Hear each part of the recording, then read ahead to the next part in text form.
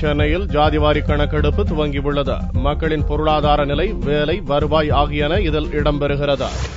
கடந்த 2010ஆம் ஆண்டு தமிழகத்தில் உள்ள வீடுகள் குறித்த கணக்கெடுப்பும் 2011ஆம் ஆண்டு மக்கள் தொகை கணக்கெடுப்பும் நடந்து முடிந்துள்ளது. இதையடுத்து 2012ஆம் ஆண்டு சமூக, பொருளாதார மற்றும் ஜாதிவாரி கணக்கெடுப்பு நடத்த வேண்டும் என்று மத்திய அரசு உத்தரவிட்டிருந்தது. அதன்படி சென்னை நீங்கலாக தமிழகம் முழுவதும் இக்கணக்கெடுப்பு ஏப்ரல் 23ஆம் தேதி முதல் துவங்கியது. இந்நிலையில் மே 1ஆம் தேதி முதல் சென்னை மாநகராட்சிக்கு உட்பட்ட 15 மண்டலங்களிலும் ஜாதிவாரி கணக்கெடுப்பு துவங்கியுள்ளது. இப்பணியில் 9000 பணியாளர்கள் ஈடுபட்டுள்ளனர். ஜூன் 10ஆம் தேதி வரை நடக்கும் இக்கணக்கெடுப்பில் 32 கேள்விகள் கேட்கப்படும்.